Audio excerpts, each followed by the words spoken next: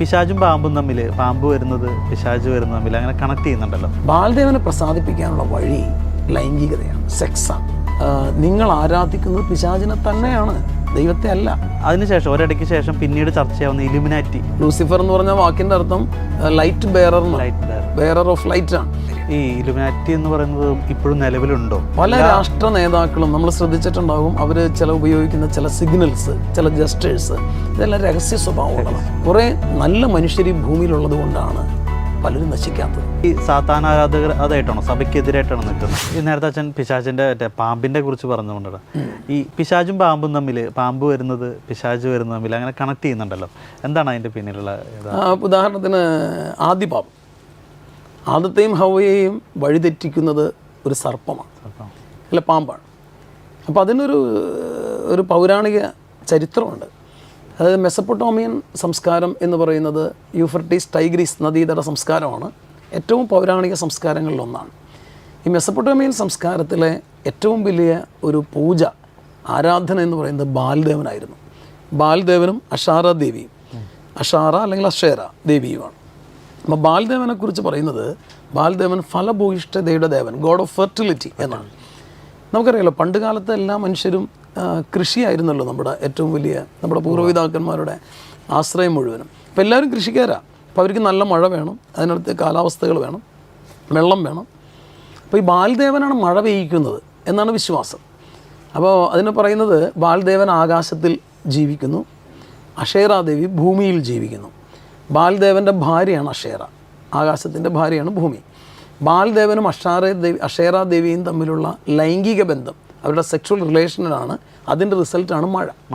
അപ്പോൾ അതുകൊണ്ട് മഴ പെയ്ത് കഴിയുമ്പോൾ ഭൂമി ഫെർട്ടൈലാകുന്നു, പുതിയ നാമ്പുകളും ഇതൊക്കെ വരുന്നു എന്ന് പറയുന്നു.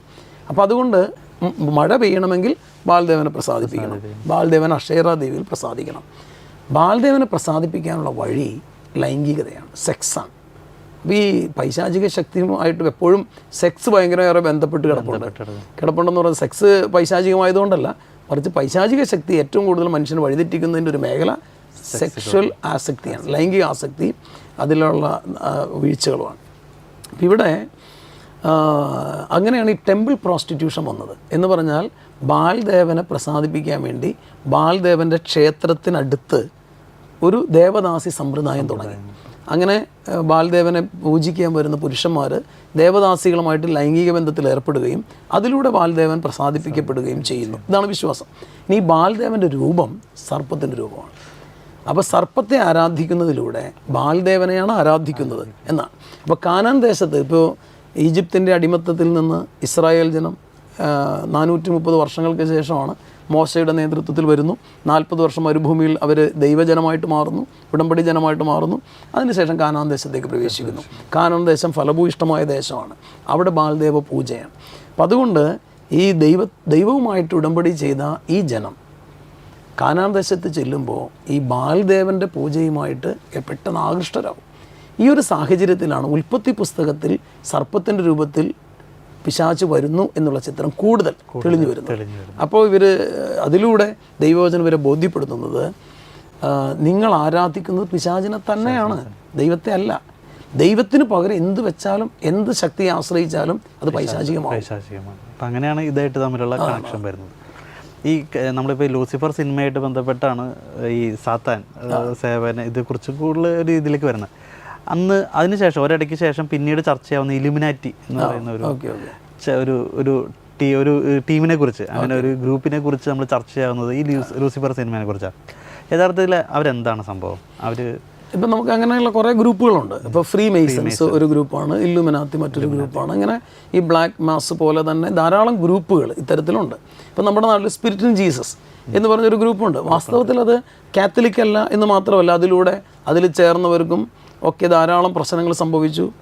പലർക്കും ആത്മഹത്യയുടെ വക്കിലേക്ക് പലരും പോയി.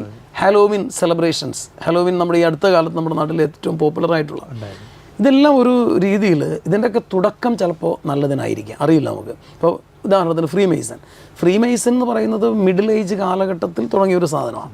മെയ്സൺസ് ആണ് എന്ന് പറഞ്ഞാൽ ശില്പികളാണ്, ഈ കൽപ്പണിക്കാരാണ്. ഇവർ വലിയ ബസിലിക്കകൾ, കത്തീഡ്രലുകൾ ഇതൊക്കെ ഉണ്ടാക്കിയ കലാകാരന്മാരായ ശില്പികളാണ്. ഇവർ ഒരു കാലഘട്ടത്തിൽ ഇവരുടെ പണിയെല്ലാം പൂർത്തീകരിക്കപ്പെടുക അല്ലെങ്കിൽ ആ ഒരു കൺസ്ട്രക്ഷനൊക്കെ നിന്ന സമയത്ത് ഒരുമിച്ച് കൂടാൻ തുടങ്ങി. അങ്ങനെ ചില ലോഡ്ജുകൾ ഒരുമിച്ച് കൂടാൻ തുടങ്ങി. പിന്നീട് അതിന് ചിലൊരു കൾട്ടിക് നേച്ചർ വന്നു. അങ്ങനെ അത് അവരുടെ ഒത്തുചേരലിനെ ഗ്രാൻഡ് ലോഡ്ജ് എന്നാണ് പറയണത്. ഗ്രാൻഡ് ലോഡ്ജിൽ കൂടുന്നു, അല്ലെങ്കിൽ ഗ്രാൻഡ് ലോഡ്ജ് എന്നതിൻ്റെ പേര്, അവരൊരുമിച്ച് കൂടുന്നതിന് വിളിക്കുന്ന പേര് അങ്ങനെയാണ് ഫ്രീമേസൺസ് ആരംഭിക്കുന്നത്. പക്ഷേ അതിന് കൾട്ടിക് ഒരു ശൈലി വന്നപ്പോൾ അതൊരു സൈദ്ധാന്തിക തലം എന്നൊക്കെ ചിലപ്പോൾ വ്യാഖ്യാനിക്കപ്പെടാറുണ്ടെങ്കിലും വാസ്തവത്തിൽ ഒരു സൈദ്ധാന്തിക തലമല്ല, അതൊരു കൾട്ടിക് തലമാണ്. അങ്ങനെ വരുമ്പോൾ ഈ പറഞ്ഞ പോലെ ചില നെഗറ്റീവ് എനർജി അല്ലെങ്കിൽ നെഗറ്റീവ് ഫിഗേഴ്സ് ഒക്കെ വിളിച്ചു കൂടുന്നു. ഈ നേരത്തെ പറഞ്ഞ പോലെ തെറ്റായ ചില അരൂപികളുടെ സ്വാധീനം അങ്ങനെ അതിൽ വരുന്നുണ്ട്. ഈ പറഞ്ഞ ഇല്ലൂമിനാത്തി അങ്ങനെ തന്നെ. ഇല്ലൂമിനേറ്റ് എന്ന് പറയുന്നത് തന്നെ പ്രകാശിപ്പിക്കലാണ്. ലൂസിഫറിൻ്റെ പേരാണ്. ലൂസിഫർ എന്ന് പറഞ്ഞ വാക്കിൻ്റെ അർത്ഥം light bearer, bearer of light ആണ്. അപ്പോൾ അത് തന്നെ കോൺട്രഡിക്ഷൻ ആണെന്ന് ഓർക്കണേ. അത് നുണയാണ്, കോൺട്രഡിക്ഷൻ ആണെന്ന് പറയുമ്പോൾ പിശാച് ഏറ്റവും വലിയ വൈരുദ്ധ്യം എന്ന് പറയുന്നത് അതുകൊണ്ടാണ്. അപ്പോൾ ഇവിടെ ഇല്ലുമിനാത്തി എന്ന് പറയുന്നത് അതുപോലെ തന്നെ ഒരു തുടക്കത്തിൽ സൈദ്ധാന്തികമായിട്ടൊക്കെ ചിലപ്പോൾ നല്ലതായിരുന്നായിരിക്കാം. പക്ഷെ പിന്നീട് വരുമ്പോൾ ഇതെല്ലാത്തിനും ഒരു കൾട്ടിക് സ്റ്റൈൽ വരുന്നു. ഈ കൾട്ടിക് നേച്ചർ വരുന്നതെല്ലാം പിന്നീട് സൈറ്റനിക്കായിട്ട് മാറുന്നുണ്ട്. അതാണ് അതിൻ്റെ അപകടകരമായ കാര്യം. ഈ ഇലുമിനാറ്റി എന്ന് പറയുന്നത് ഇപ്പോഴും നിലവിലുണ്ടോ? ഇലുമിനാത്തി ഉണ്ട്, ഫ്രീമേസൺസ് ഇതെല്ലാം ഉണ്ട്, ഇന്നുണ്ട്. ഇപ്പോഴും ആ ഒരു ഗ്രൂപ്പ് ഉണ്ട്. കാരണം ഇടയ്ക്ക് ഇപ്പോൾ ഉദാഹരണത്തിന് ഇലുമിനാത്തി ഒക്കെ ഒരു 1717 കാലഘട്ടത്തിൽ ഈ ഫ്രീമേസൺസും അത് തന്നെ ആ ഒരു കാലഘട്ടത്തിലാണ് ഇൻ്റർനാഷണൽ ആവണേ.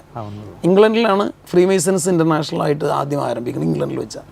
അപ്പോൾ അതുപോലെ തന്നെ ഈ ഇല്ലുമിനാത്തിയും ഇതുപോലെ തന്നെ ഇന്നും നിലനിൽക്കുന്ന, അതായത് അവരാണ് ലോകം ഭരിക്കേണ്ടത് എന്ന് പറയുന്ന രീതിയിലുള്ള ആശയം കൊണ്ടുവരും. പല രാഷ്ട്ര നേതാക്കളും നമ്മൾ ശ്രദ്ധിച്ചിട്ടുണ്ടാകും, അവർ ഉപയോഗിക്കുന്ന ചില സിഗ്നൽസ്, ചില ജസ്റ്റേഴ്സ്, ഇതെല്ലാം രഹസ്യ സ്വഭാവമുള്ളതാണ്. അതിലൂടെ അവർ കമ്മ്യൂണിക്കേറ്റ് ചെയ്യുന്നുണ്ട്. അവർ ഈ സാത്താൻ ആരാധകർ അതായിട്ടാണോ, സഭയ്ക്കെതിരായിട്ടാണോ നിൽക്കുന്നത്? സഭയ്ക്കെതിരെ എന്ന് നമുക്ക് പറയാൻ പറ്റില്ല. കാരണം എന്ന് വെച്ച് കഴിഞ്ഞാൽ ഈ പൈശാചിക ശക്തിയുടെ ഏറ്റവും വലിയ ഒരു താല്പര്യം എന്ന് പറയുന്നത് സഭയുടെ നാശമാണ്. സഭയുടെ നാശമാണ്. കാരണം സഭ എന്ന് പറയുന്നത് ക്രിസ്തുവിൻ്റെ ശരീരമാണ്. ക്രിസ്തു എന്ന് പറയുന്നത് ദൈവമാണ്. ദൈവപുത്രൻ്റെ അല്ലെങ്കിൽ ദൈവത്തിൻ്റെ ശരീരമാണ് സഭ. സഭയാണ് ഈ ലോകത്തിൽ ക്രിസ്തുവിനെ നൽകുന്നത്. ദൈവരാജ്യം പടുത്തുയർത്തുക എന്നുള്ളതാണ് സഭയുടെ ലക്ഷ്യം. എല്ലാ മനുഷ്യരും രക്ഷപ്പെടുക എന്നുള്ളതാണ് സഭ ആഗ്രഹിക്കുന്നത്. അതിന് ക്രിസ്തുവിൻ്റെ വഴിയാണ്, സഭയുടെ വഴി സുവിശേഷത്തിൻ്റെ വഴിയാണ്. ഇതാർക്കാണ് സ്വീകാര്യമാവുക? അപ്പോൾ അതുകൊണ്ട് പൈശാചിക ശക്തികൾ എപ്പോഴും ശ്രമിക്കുന്നത് ഈ സുവിശേഷത്തിൻ്റെ വഴി ഇല്ലാതാക്കുക, ദൈവരാജ്യം പടുത്തുയർത്തുന്നതിന് തടസ്സം നൽകുക. അതുകൊണ്ടാണ് ഇതെല്ലാം കാത്തലിക്കിനെതിരായിട്ട് മാറുന്നു എന്ന് നമ്മൾ പറയേണ്ടി വരുന്നത്. വാസ്തവത്തിൽ അത് സഭയ്ക്കെതിരല്ല, പക്ഷേ ഈ പ്രവൃത്തികളെല്ലാം സഭാവിരുദ്ധമായിട്ട് മാറും. അതുകൊണ്ടാണ് സഭ എപ്പോഴും ഇതിനെ ജാഗ്രതയോടെ കാണുന്നത്. നമ്മൾ ഏറ്റവും അവസാനമായിട്ട് വരാണെങ്കിൽ നിരവധി പേര് ഇപ്പോൾ ഈ പറഞ്ഞ പൈശാചിക ഗ്രൂപ്പുകളിൽ പെട്ടുപോകുന്നുണ്ട്. ഇത് നമുക്ക് മനസ്സിലാക്കാൻ ഇപ്പോൾ വീടുകളിലായാലും കുട്ടികളാണെങ്കിൽ യുവജനങ്ങളാണെങ്കിൽ മാതാപിതാക്കൾക്ക് മനസ്സിലാക്കാൻ, അല്ലെങ്കിൽ മതാധ്യാപകർക്ക് ഇടവകയായിട്ട് ബന്ധപ്പെട്ട് എങ്ങനെ മനസ്സിലാക്കാൻ പറ്റും ഈ കുട്ടി അല്ലെങ്കിൽ ഈ ഒരു യുവാവ് ഈ ഒരു രീതിയിലേക്ക് പോകുന്നുണ്ട്, അല്ലെങ്കിൽ മറ്റൊരു ഗ്രൂപ്പിൽ പെട്ട് കിടക്കുകയാണ് എന്ന് നമുക്ക് നേരത്തെ മുൻകൂട്ടി മനസ്സിലാക്കി തിരിച്ചു കൊണ്ടുവരാൻ എങ്ങനെ സാധിക്കും? കാരണം എന്താണെന്ന് വെച്ച് കഴിഞ്ഞാൽ ഒരു കാര്യം അതിൻ്റെ കൂട്ടത്തിൽ പറയാവുന്നത്, നമ്മൾ ഓർക്കേണ്ട ഒരു സംഗതിയുണ്ട്. നമ്മൾ ഒരു ആളുടെ നന്മ അല്ലെങ്കിൽ ഒരാളുടെ വിശുദ്ധി ആ ഒരു വ്യക്തിക്ക് മാത്രമല്ല രക്ഷ കൊണ്ടുവരുന്നത്, അല്ലെങ്കിൽ അവിടെ സമാധാനം കൊണ്ടുവരുന്നത്, ആ കൂടെയുള്ളവർക്കും കൊണ്ടുവരും. ബൈബിൾ വളരെ സുന്ദരമായൊരു ചിത്രമുണ്ട്. സോദോം ഗൊമോറ എന്ന് പറയുന്ന നഗരത്തെ നശിപ്പിക്കാൻ ദൈവം തീരുമാനിക്കുന്നു. അതിൻ്റെ കാരണം പാപം കൊണ്ട് നിറഞ്ഞു. ഈ ഉൽപ്പത്തി 6:6 പറയുന്നത് പോലെ മനുഷ്യനെ സൃഷ്ടിച്ചതിൽ ദൈവം പരിതപിച്ചു എന്ന് പറയുന്നുണ്ട്. കാരണം ദൈവത്തിൻ്റെ ഛായയിലൊക്കെ മനുഷ്യനെ സൃഷ്ടിച്ചിട്ട്, ഏറ്റവും നല്ല സൃഷ്ടിയായിട്ട് സൃഷ്ടിച്ചിട്ട് എങ്ങും പാപം നിറഞ്ഞു. പാപം നിറഞ്ഞപ്പോൾ ദൈവം മനുഷ്യനെ സൃഷ്ടിച്ചതിൽ പരിതപിച്ചു എന്ന് പറയുന്നു. ഇതുപോലെ മനുഷ്യൻ്റെ പാപം ജലപ്രളയത്തിൻ്റെ കാലത്തും നമ്മളങ്ങനെ കാണുന്നുണ്ട്, ഉൽപ്പത്തി 11-ാം അധ്യായത്തിൽ. അപ്പം അതുകൊണ്ട് തിന്മയുടെ ഈ ശക്തി നിലനിൽക്കുന്നു എന്നുള്ളതാണ്. അപ്പോൾ അങ്ങനെ വരുമ്പോൾ ഈ കുട്ടികളെ അവരുടെ പെരുമാറ്റത്തിൽ നമുക്ക് ചിലപ്പോൾ പെട്ടെന്ന് തിരിച്ചറിയാൻ പറ്റില്ല. പക്ഷെ അവർ ചിലപ്പോൾ വയലൻ്റ് ആയിരിക്കും. അവർ പ്രാർത്ഥനയ്ക്കും മറ്റു കാര്യങ്ങൾക്കും ഒട്ടും താല്പര്യം കാണിക്കില്ല. അവർക്ക് ഈ പറഞ്ഞ പോലെ വിശുദ്ധമായ ഒന്നിനോടും അവർക്ക് താല്പര്യം ഉണ്ടാവില്ല. ഞാൻ അതിൻ്റെ കൂട്ടത്തിൽ പറയേണ്ട ഒരു സംഗതി, സോദോം ഗൊമോറ എന്ന് പറയുന്ന ഒരു നഗരത്തെ നശിപ്പിക്കാൻ ദൈവം തീരുമാനിക്കുന്നു. ദൈവം നശിപ്പിക്കുന്നു എന്ന് പറയുന്നതിൻ്റെ അർത്ഥം എന്താണെന്നറിയോ? ദൈവം ഒരിക്കലും ഒന്നിനെ നശിപ്പിക്കുന്നില്ല, അല്ലെങ്കിൽ ഒരാളെ നശിപ്പിക്കുന്നില്ല, ശിക്ഷിക്കുന്നുമില്ല. ദൈവം വിട്ടുകൊടുക്കുന്നു എന്ന് പറഞ്ഞാൽ ദൈവം ഒരാളെ ശ്രദ്ധിക്കാതിരിക്കുക. ഇപ്പോൾ സാവൂളിൻ്റെ ഉള്ളിൽ സാത്താൻ പ്രവേശിച്ചു എന്ന് പറയുമ്പോൾ ദൈവത്തിൻ്റെ ആത്മാവിനെ ദൈവം തിരിച്ചെടുത്തു എന്ന് പറഞ്ഞാൽ എന്ന് പറഞ്ഞാൽ അതിനർത്ഥം ദൈവത്താൽ ശ്രദ്ധിക്കപ്പെടാതെ പോവുക, ഉപേക്ഷിക്കപ്പെട്ടു പോവുക. ഒരു മനുഷ്യ ജീവിതത്തിൻ്റെ ഏറ്റവും വലിയ നാശം എന്ന് പറയുന്നത് അതായിരിക്കും, ദൈവത്താൽ ഉപേക്ഷിക്കപ്പെടരുത്. അപ്പോൾ അങ്ങനെയുള്ളൊരു സംഗതി. അപ്പോൾ ഇത്തരത്തിൽ തിന്മയുടെ ഒരു സ്വാധീനമുള്ള വ്യക്തികളെ നമുക്ക് പെട്ടെന്ന് മനസ്സിലാക്കാൻ പറ്റില്ലെങ്കിലും അവരുടെ പെരുമാറ്റം, അപ്പോൾ വയലൻ്റായിട്ട് പെരുമാറുന്നെല്ലാം തിന്മയുടെ സ്വാധീനമുള്ളവരാണെന്ന് നമ്മൾ ജഡ്ജ് ചെയ്യാൻ പറ്റില്ല. പക്ഷേ ഇത്തരത്തിൽ പെരുമാറുന്ന അങ്ങനെ പെരുമാറാൻ പറ്റുള്ളൂ പൈശാചിക ശക്തികൾക്കുള്ളവർക്ക്. അപ്പോൾ ഈ സോദോം ഗൊമോറ എന്ന് പറയുന്ന സ്ഥലത്തിൻ്റെ പ്രത്യേകത, അവിടെ ലൈംഗിക പാപം പെരുകിക്കഴിഞ്ഞപ്പോൾ ദൈവം അതിനെ ശിക്ഷിക്കാൻ അല്ലെങ്കിൽ നശിപ്പിക്കാൻ വിട്ടുകൊടുത്തു എന്ന് പറയുമ്പോൾ അബ്രഹാം ദൈവത്തിന് മുമ്പിൽ ഒരു മധ്യസ്ഥ പ്രാർത്ഥന നടത്തുന്നു. അബ്രഹാം ചോദിക്കുന്നൊരു ചോദ്യമുണ്ട്, ദൈവമേ, കർത്താവെ, ഈ ദുഷ്ടരായ മനുഷ്യർ നശിക്കുന്നതിൻ്റെ കൂടെ നീതിമാന്മാരായ മനുഷ്യർ നശിച്ചു പോകൂലേ എന്ന് ചോദിക്കുന്നുണ്ട്. അപ്പോൾ ദൈവം അതിന് മറുപടി കൊടുക്കുന്നുണ്ട്, 50 നീതിമാന്മാരുണ്ടെങ്കിൽ ഞാൻ സോദോം ഗൊമോറ നശിപ്പിക്കില്ല. അതിനൊരു കാരണമുണ്ട്. അതായത് ദൈവം എപ്പോഴും ഒരു വിഭാഗം ആളുകളെ ദൈവത്തിന് വേണ്ടി സൂക്ഷിക്കും. അത് ദൈവത്തിന് വേണ്ടി സൂക്ഷിക്കുക എന്ന് പറഞ്ഞാൽ ദൈവം സൂക്ഷിക്കുക മാത്രമല്ല, വിശ്വസ്തയോടെ ജീവിക്കുന്ന ഒരു വിഭാഗത്തെ ദൈവം എപ്പോഴും പ്രത്യേകം കരുതലോടെ കാക്കും. അതിന് തിയോളജിയിൽ വിളിക്കുന്നൊരു പേരുണ്ട്, ദ റെമനൻറ്റ് എന്ന് പറയും. ദ റെമനൻ്റ് എന്ന് പറഞ്ഞാൽ ശിഷ്ടഭാഗം എന്നാണ്.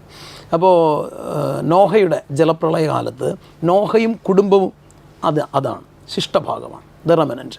അവരിലൂടെയാണ് ദൈവം തൻ്റെ രക്ഷാകരകർമ്മം പിന്നീട് തുടരുന്നത്. അങ്ങനെ എല്ലാ കാലത്തും ഉണ്ട്. നമ്മൾ ബൈബിൾ പരിശോധിച്ചാൽ എപ്പോഴും നമുക്ക് കാണാം. പ്രത്യേകിച്ച് ബാബിലോണിയൻ വിപ്രവാസകാലം എന്ന് പറയുന്ന 587 BC മുതൽ 538 BC വരെയുള്ള ബാബിലോണിയൻ വിപ്രവാസത്തിൽ എന്താ പറയുക, എക്സൈലിൽ ഇസ്രായേൽ ജനം അടിമകളായി കഴിയുന്നൊരു കാലം.